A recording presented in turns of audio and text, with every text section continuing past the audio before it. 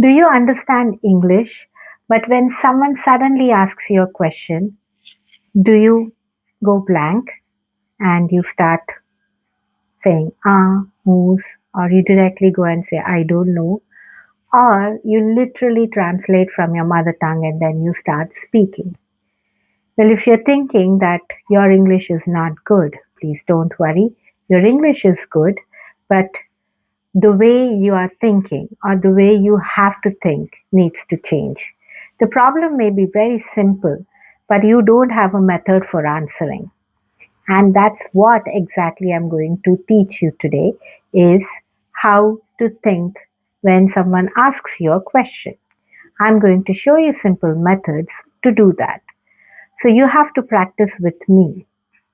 Way the first thing is, why do you get stuck? We get stuck because we don't know how to think. There's no pattern. We are not ready for what comes next in our mind.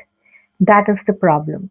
Basically, the moment someone asks you a question, you jump to give the answer.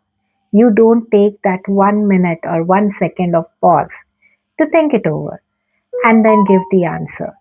So I want you to start thinking in this way. The moment someone asks you a question, just wait for 1 second. Don't do anything. Just stop. And then you start thinking. What is the question? How am I supposed to answer? The first thing is, we don't even know in how many lines we want to tell the answer. You're not prepared of that. You don't have an introduction. You don't know what comes after that. You don't know how to have an ending. So these are the problems that majorly all the students face when they are speaking. So the first thing is, you decide how many lines of answer you want to say. Is it 2 lines, 3 lines, 4 lines? Never give one word answers. Never make one line answers because they are not showing that you know how to speak in English.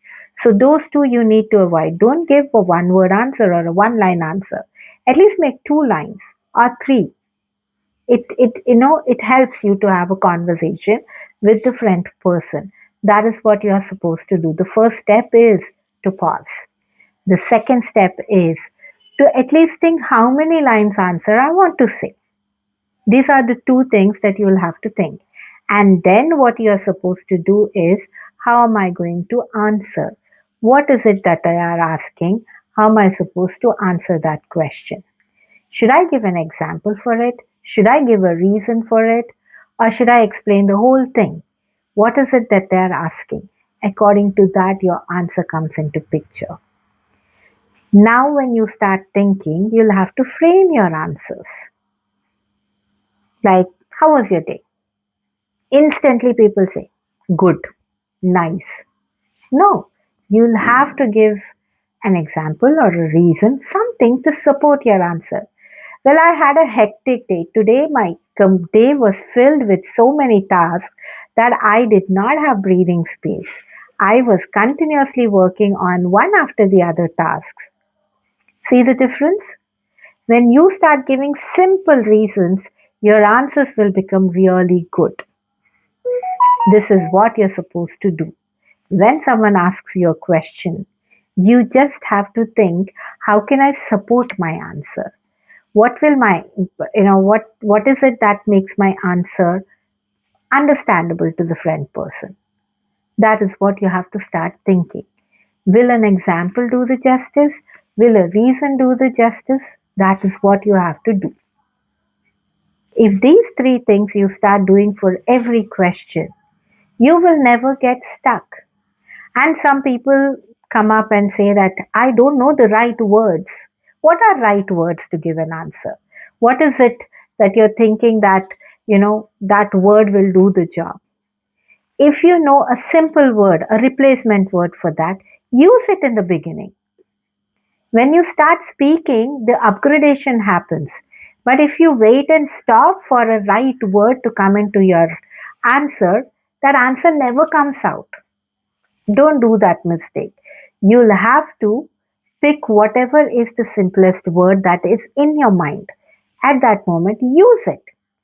Probably once you tell the answer, next time you know that there is an upgrade word, I can use that instead because you already told the answer.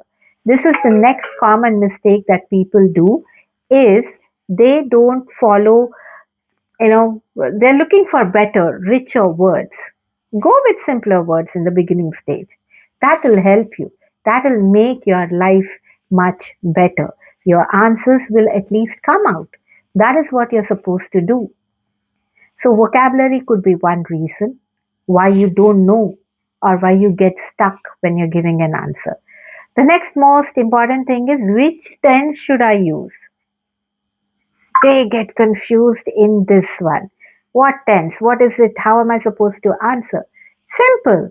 Use the three simple tenses. Either it can be a simple present, or a simple past, or a simple future. Don't complicate your life. Make it as simple, as easy for you first.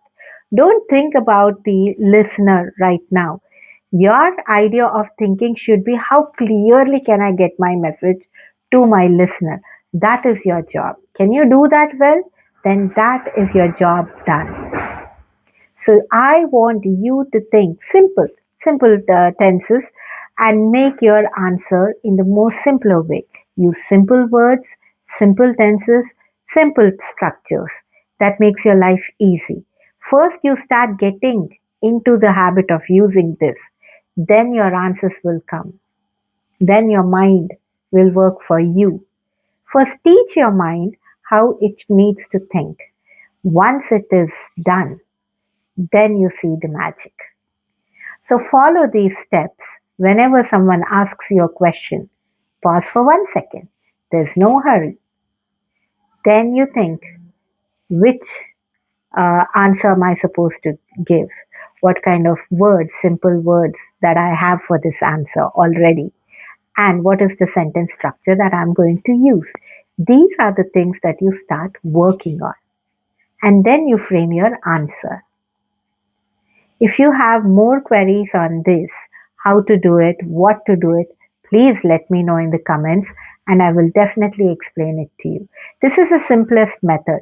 You will never get stuck if you follow this. This is a tried and tested method. So you start doing it. Stop, think, and then you speak. 3 simple steps will solve your problem of getting stuck. If you liked it, please share it with someone who needs this and follow us for more. Thank you.